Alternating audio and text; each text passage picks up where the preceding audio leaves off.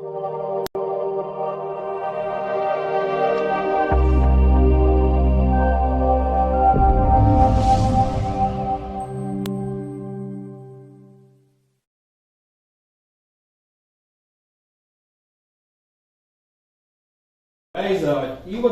ನಾವು financial management BCom 5th ಸೆಮಿಸ್ಟರ್ಗೆ Bangalore north university ಅವ್ರಿಗೆ ಏನೋ 15th ಇಂದ ಎಕ್ಸಾಮ್ ಸ್ಟಾರ್ಟ್ ಆಗುತ್ತೆ ಅಂತ ಹೇಳ್ತಾ ಇದ್ದಾರೆ.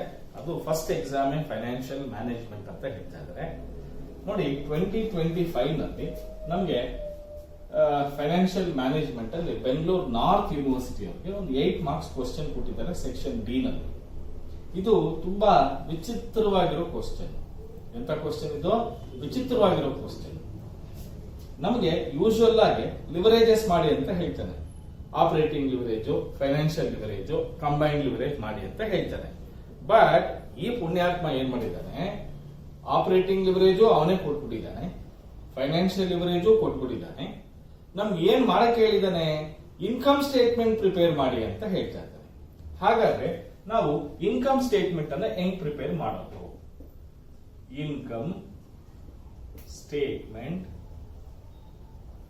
ಫಾರ್ 2023 ಆಗೋದೇನಪ್ಪ? ಸರಿ.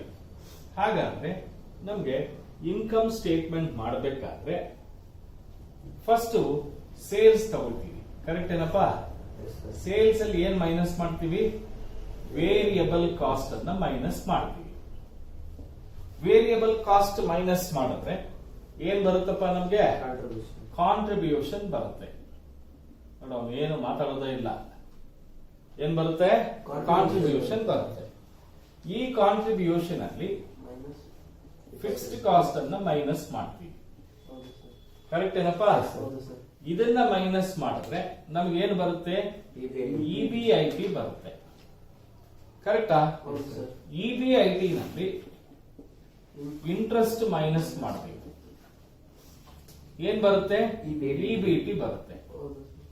ಇಬಿಟಿ ನಲ್ಲಿ ಟ್ಯಾಕ್ಸ್ ಮೈನಸ್ ಮಾಡಿದ್ರೆ ಬರೋದು ಇಎಟಿ. ಕರೆಕ್ಟ್ ಏನಪ್ಪಾ? ಇಷ್ಟು ನೀಟಾಗಿ ಇನ್ಕಮ್ ಸ್ಟೇಟ್ಮೆಂಟ್ ಹಾಕ್ಬಿಟ್ಟಿದ್ದೀವಿ. ಇದರಲ್ಲಿ ನಮಗೆ ಗೊತ್ತಿರುವಂತದ್ದು ಬರೀ ಇಂಟ್ರೆಸ್ಟ್ ಅಮೌಂಟ್ ಮಾತ್ರ. ನೋಡಿ, ಇಂಟ್ರೆಸ್ಟ್ ಅಮೌಂಟ್ ಮಾತ್ರ 20,000 ಅಂತ ಹೇಳಿದ್ದಾನೆ. ಅದು ಬಿಟ್ಟು ಬೇರೆ ಏನೂ ಕೊಟ್ಟಿಲ್ಲ. ಅಮೌಂಟ್ ಯಾವುದು ಕೊಟ್ಟಿಲ್ಲ. ಹೌದಾ? ಹಾಗಾದ್ರೆ ಸರಿ, ಹೆಂಗ್ ಮಾಡೋದು ಈ ಕ್ವಶನ್ ಅನ್ನ?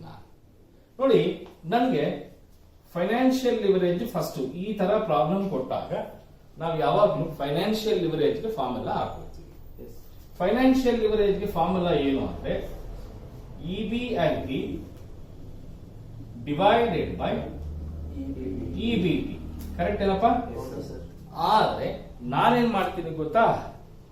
ಇಬಿಐಟಿ ಡಿವೈಡೆಡ್ ಬೈ ಇಬಿಟಿ ಬದಲು ನಾನು ಇಬಿಐಟಿ ಮೈನಸ್ ಇಂಟ್ರೆಸ್ಟ್ ಅಂತ ಹೇಳ್ತೀನಿ. ಎರಡು ಒಂದೇ ತಾನೆ?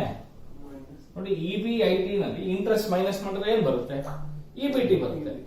ಇಬಿಐಟಿ ನಲ್ಲಿ ಇಂಟ್ರೆಸ್ಟ್ ಮೈನಸ್ ಮಾಡಿದ್ರೆ ಏನ್ ಬರುತ್ತೆ?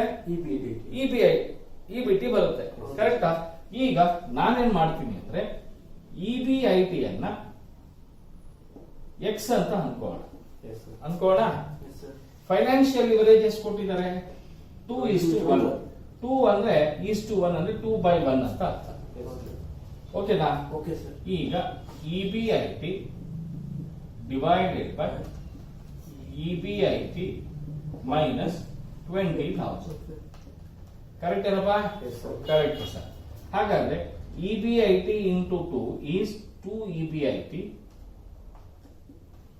EBIT into 2 is 2 EBIT. Plus into minus is minus. 2 2s are 4, 40,000. ಎಷ್ಟು? 40,000. EBIT into 1 is EBIT. ಕರೆಕ್ಟಾ? 1 ಇಬಿಐಟಿ ಬಂದು ಇಬಿಐಟಿ ಅಂತ ಕರೀತೀವಿ. ಈಗ ನಾನು 2 ಇಬಿಐಟಿ ನಲ್ಲಿ ಈ ಕಡೆ ಬಂದ್ರೆ ಏನಾಗುತ್ತೆ? ಮೈನಸ್ 1 ಇಬಿಐಟಿ ಬರುತ್ತೆ. ಇದು ಮೈನಸ್ ಈ ಕಡೆ ಬಂದ್ರೆ ಏನಾಗುತ್ತೆ? ಪ್ಲಸ್ 40,000 ಆಗುತ್ತೆ. ಕರೆಕ್ಟ್ ಏನಪ್ಪಾ? ಈಗ 2 ನಲ್ಲಿ 1 ಹೋದ್ರೆ 1 ಇರುತ್ತೆ. ಅಲ್ಲಿಗೆ ಇಬಿಐಟಿ ಇಸ್ ಈಕ್ವಲ್ಸ್ ಟು ಎಷ್ಟು ಅಮೌಂಟ್ ಬರ್ತಾ ಇದೆ? 40,000 ಬರ್ತಾ ಇದೆ.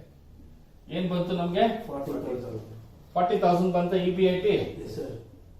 ಈಗ ನೀವೇ ಹೇಳಿ, ಯಾರು ನೀವೇ ಹೇಳಬೇಕು.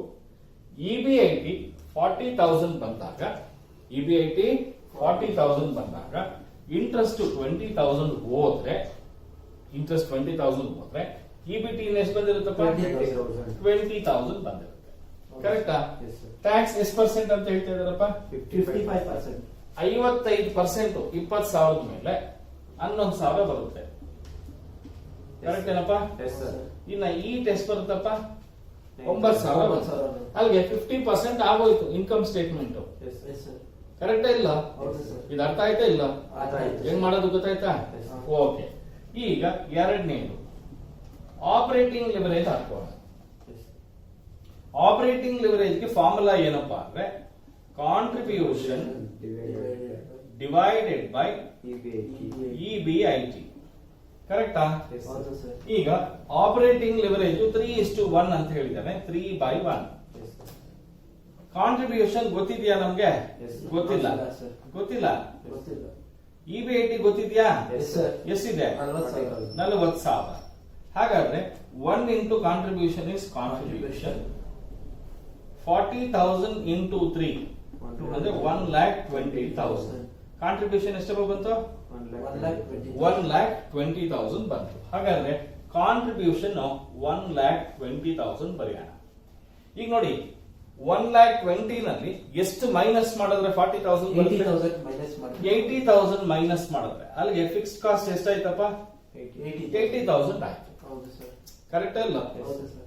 S or no? Yes sir. ಈಗ ಕಾಂಟ್ರಿಬ್ಯೂಷನ್ ಎಷ್ಟಂತ ಹೇಳ್ತಿದ್ದಲ್ಲಪ್ಪ? 1,20,000. ವೇರಿಯಬಲ್ ಕಾಸ್ಟ್ ಎಷ್ಟಂತ ಹೇಳ್ತಾ ಇದ್ದಾನೆ?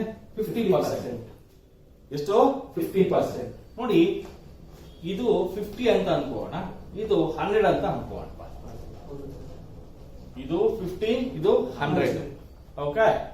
ಈಗ ನಿಮಗೆ 100 ಮೈನಸ್ 50 ಅಂದ್ರೆ ಇದು 50. ಕರೆಕ್ಟಾ? ಅಲ್ಲಿಗೆ ನಿನಗೆ 2,40,000 ಸೇಲ್ಸ್ ಇದ್ದಾಗ 1,20,000 ವೇರಿಯಬಲ್ ಕಾಸ್ಟ್ ಇದ್ದಾಗ ನಿನಗೆ ಎಷ್ಟು ಬರುತ್ತೆ? 1,20,000. ಕಾಂಟ್ರಿಬ್ಯೂಷನ್ 1,20,000 ಬರುತ್ತೆ. ಕರೆಕ್ಟಾ? Yes, sir. Yes or no? Yes, yes, sir. ಅವನೇ ಕ್ಲಿಯರ್ ಆಗಿ ಹೇಳಿದ್ದಾನೆ. ಏನಂತ?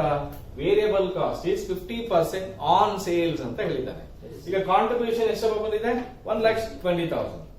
ಈಗ ಸೇಲ್ಸ್ 100 ರೂಪಾಯಿ ಅಂತ ಅಂದ್ರೆ ವೇರಿಯಬಲ್ ಕಾಸ್ಟ್ 50 ರೂಪಾಯಿ ಅಂತ ಹೇಳಿದ್ರೆ Yes, sir. ಇನ್ನು 50 ರೂಪಾಯಿನ ಆಗಿರುತ್ತೆ, ಕಾಂಟ್ರಿಬ್ಯೂಷನ್ ಆಗಿರುತ್ತೆ. ಕರೆಕ್ಟ್ ಇಲ್ಲ? ಹೌದು ಸರ್. ಅಲ್ಲಿಗೆ 50% 1,20,000 ಕಾಂಟ್ರಿಬ್ಯೂಷನ್ 1,20,000 ಆದ್ರೆ ವೇರಿಯಬಲ್ ಕಾಸ್ಟ್ ಎಷ್ಟಾಗಿರುತ್ತೆ? 1,20,000 ಆಗಿರುತ್ತೆ. ಹೌದು ಸರ್. ಕರೆಕ್ಟಾ? ಅಲ್ಲಿಗೆ ಸೇಲ್ಸ್ ಎಷ್ಟಾಗಿರುತ್ತೆ? 2,40,000 ಆಗಿರುತ್ತೆ. 2,40,000. ಸರ್, ಈ ಪ್ರಾಬ್ಲಮ್ ನ ಮಾಡೋದಿಕ್ಕೆ ಇದು ಆಕ್ಚುಯಲ್ ಆಗಿ ಹೇಳಬೇಕು ಅಂದ್ರೆ ಸ್ವೇರ್ ಆನ್ ಗಾಡ್ ಇದು MBA ಲೆವೆಲ್ ಇದು. ಏನಿದು? MBA ಲೆವೆಲ್ ಕೊಡುವಂತ ಕ್ವಶನ್ ಅನ್ನ ನಮ್ಮ ಬೆಂಗಳೂರು ನಾರ್ತ್ ಯೂನಿವರ್ಸಿಟಿಯವರು ಪಾಪ ಚಿಕ್ಕ ಮಕ್ಕಳಿಗೆ ಬಿಕಾಮ್ನವರು ಕೊಟ್ಬಿಟ್ಟವ್ರೆ. ನಾನು ಏನಪ್ಪ ಮಾಡ್ಲಿ? ನೋಡಿ, ಇದೇ ತರ ಕ್ವಶನ್ ನಾನು MBA ಕ್ವಶನ್ ಪೇಪರ್ಸ್ ಸಾಲ್ವ್ ಮಾಡಿದ್ದೀನಿ. ನಮ್ಮ ಚಾನಲ್ ಅಲ್ಲಿ ಇದೆ. ಯಾಕೆಂದ್ರೆ ಹುಡುಗರಿಗೆ ಹುಡುಕ್ಲಿಕ್ಕೆ ಆಗಲ್ಲ, ಎಲ್ಲಿದೆಯೋ ಏನೋ, ಸಾವಿರಾರು ವಿಡಿಯೋಸ್ ಮಾಡ್ಬಿಟ್ಟಿದ್ದೀನಿ. ನಿಮ್ಗೆಲ್ರಿಗೂ ತುಂಬಾ ಕಷ್ಟ ಆಗುತ್ತೆ. ಸೊ ಇದು 8 ಮಾರ್ಕ್ಸ್ಗೆ ಇರ್ತಕ್ಕಂಥ ಕ್ವಶನ್.